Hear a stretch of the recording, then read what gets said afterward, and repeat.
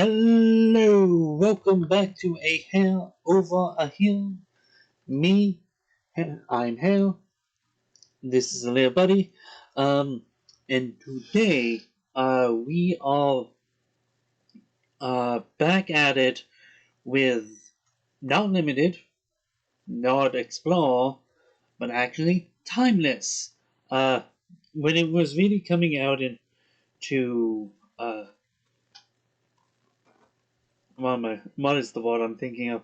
When it was really being introduced onto Arena, I just let's in mono red. Oh wait, neat, which brings us straight into it.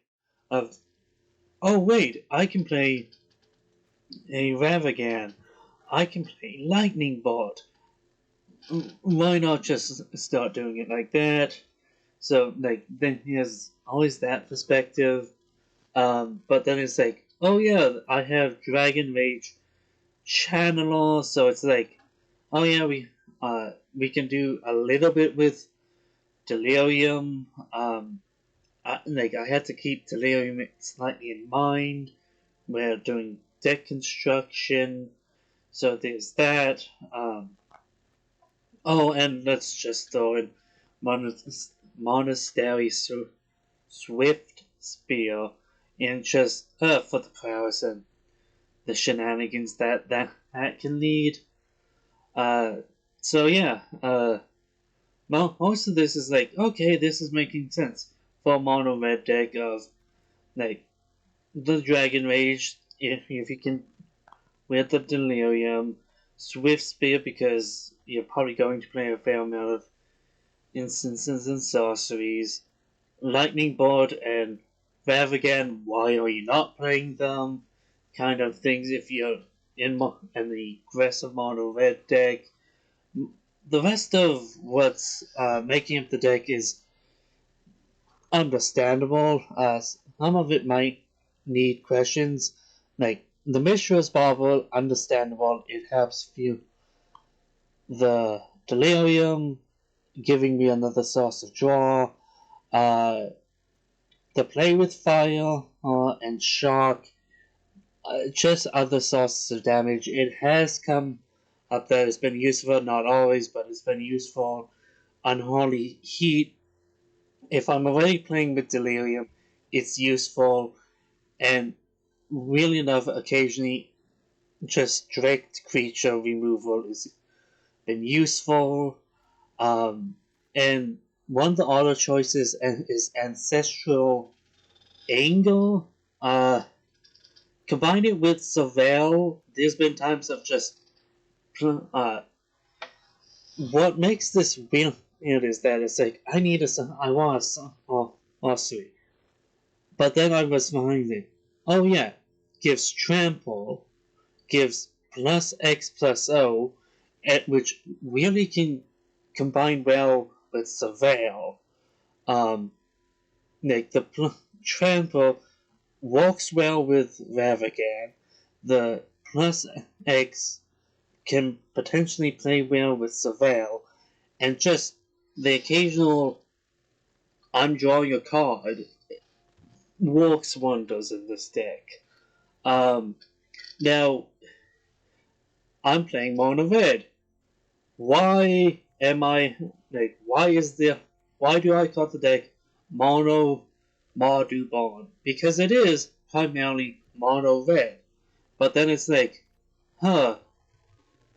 maybe Lois. Like I'm playing a lot. It's like, oh wait, bring in Lois as the companion. Oh look, Dreadhorde. I can tap into some black, definitely for the sideboard, and do some hitting. It helps get around Chalice of the Void, which is also in the format. And this can really be threatening at times.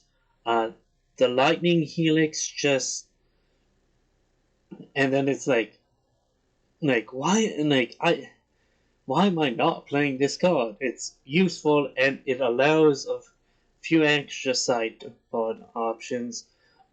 Most of the rest of the actual land base, windswept, polluted, and 4 bloodstained Mayas to search out basically the entire land base, which is 1 severe triome.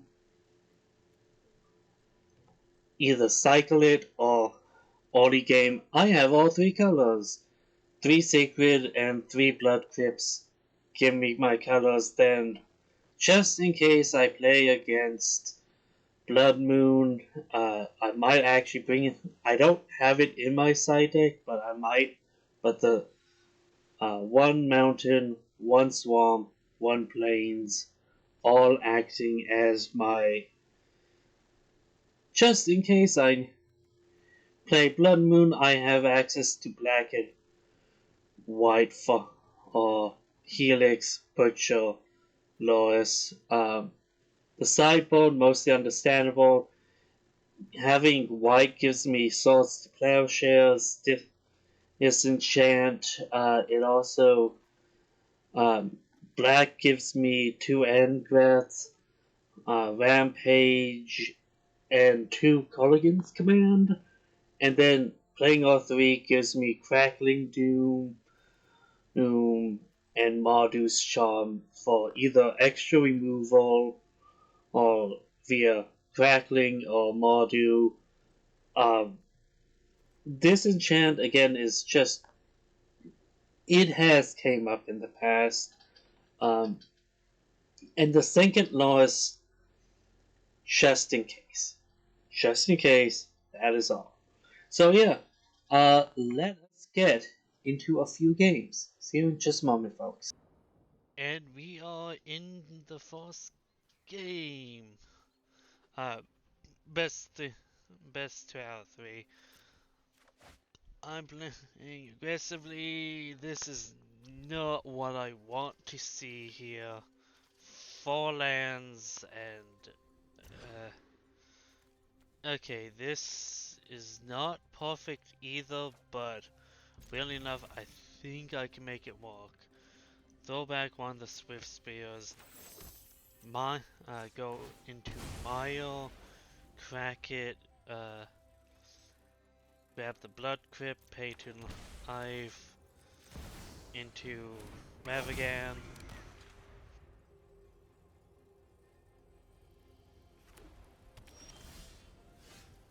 Um,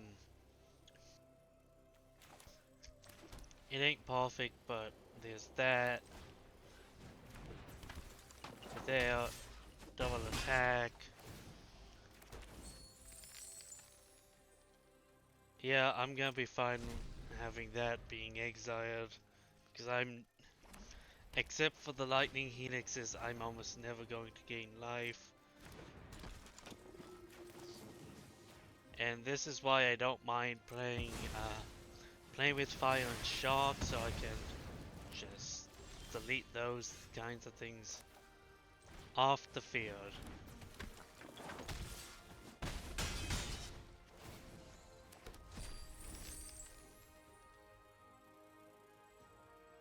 Okay, it's like, what did I hit? I hit a land. Next turn, I'm thinking, this is why I love Ancestral, because it just says, yeah, I'm gonna, like, let me boost, like, give Trample to Avagan, and then, oh, let me just draw an extra card. Like, the draw card, I think, is underappreciated, and, like, Ancestral does not work in every deck.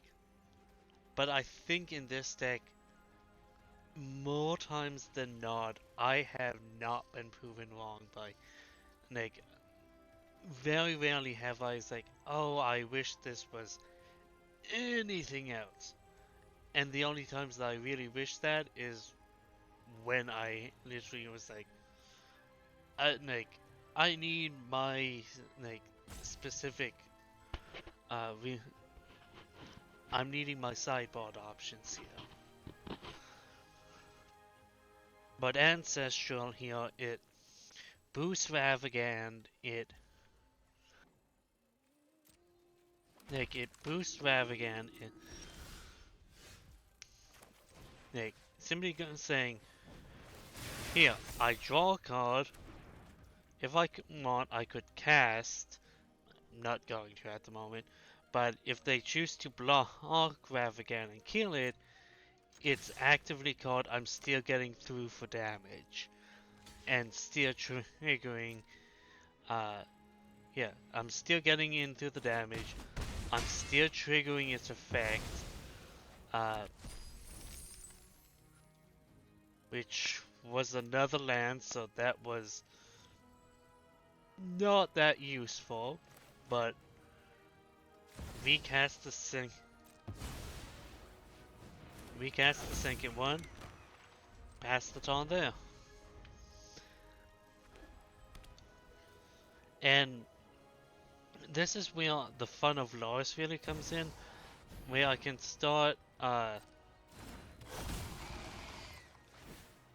just start going, oh yeah, right, I need outright removal. This is why I have some of my removal options in my sideboard. So I can get, like,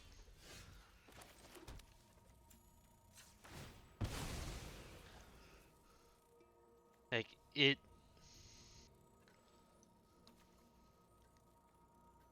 and just battlefield tap, replay you.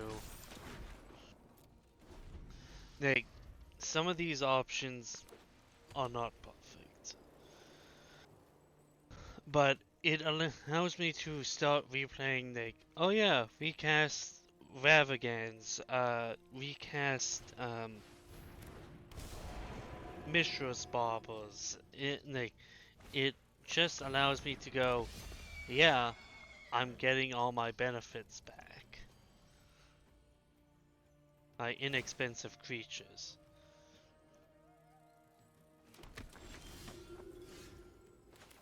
That is not what I'm wanting to see at the moment. Yeah. Uh, realize I have to give up on that, but this is why I have things like swords to plowshares in the side. Um,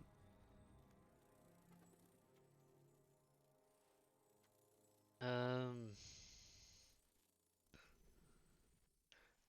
that is like this situation. This is not gonna be that useful. Uh, that is gonna be useful. Um, and I'm gonna be comfortable with the removal of the shocks in this situation. So I get some amount of extra removal for my part.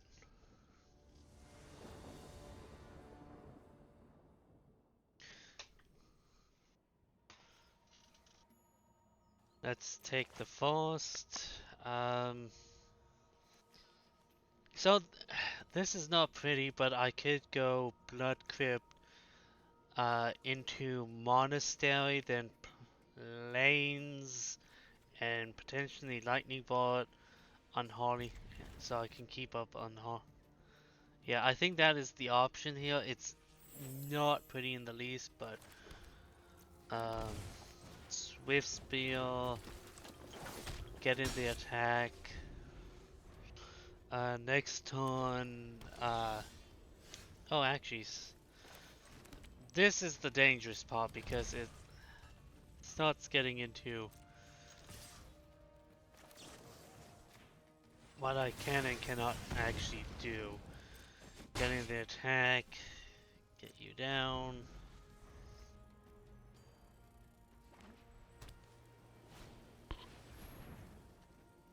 Refinery, okay. And this is what I also like about Butcher. Getting the attack. Now this is just gonna start growing if they kill it, or I can start either targeting damage towards people or not. Um,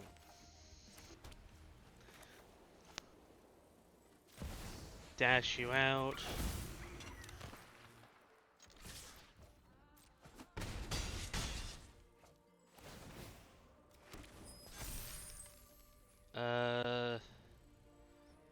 I'm gonna allow Celestial Unicorn to just say goodbye.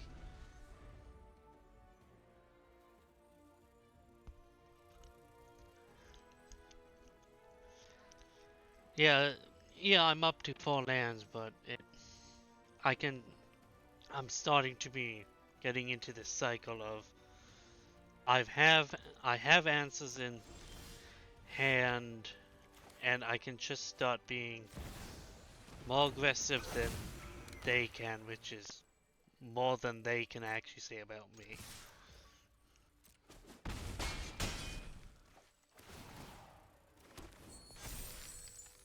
Oh, that sucks. Uh, it's a good card. I'm actually playing it in one of my commander decks, um, and I love it in that deck. I'm gonna go Dragon Rage Channeler, pass it on. They're down to 1, so I don't think they can do much. And yeah, this sucks at the moment, but it it says I have answers.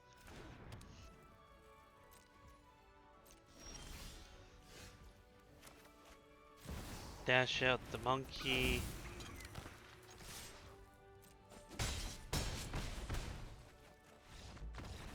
Yeah. Yeah, so let's get into game 3. See y'all in just a moment. So I was just thinking, with Disenchant, you could somewhat see why I have it in the side deck. Like, with that, they won't. Weirdly enough, like things like Chalice of the Void, Blood Moon can have an effect on this deck. So having those options to deal with those cards is great. But it's also in the situation of, oh look, you have Griffonaries and or that card that was returning the Soul Warden. It's just like, oh, this is an issue for, or like this is potentially repeatable benefit. So, okay, so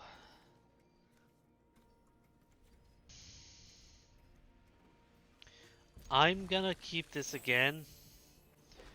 I can get the pseudo natural. I'm, yeah. What's going to be happening in here is get the Savai Triumph so I can get the 3. Maybe I should have went into the...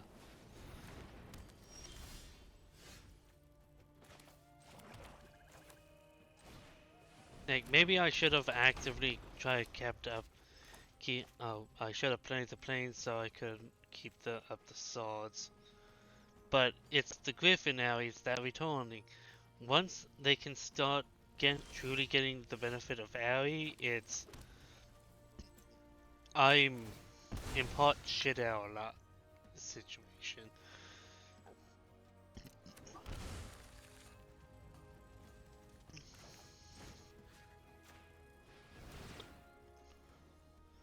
Uh, throw you to the graveyard.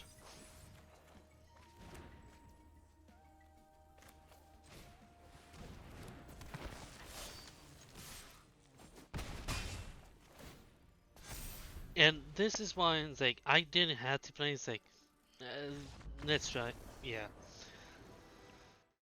but Ancestral, it provided one of those opportunities of just saying, I'm going to like this is a bad card in most situations. It might see play in limited, but it's like, no, it can legitimately see competitive like you just have to find the right deck for it. And I think I am in a situation with this deck that in most situations than none, I am coming up on top.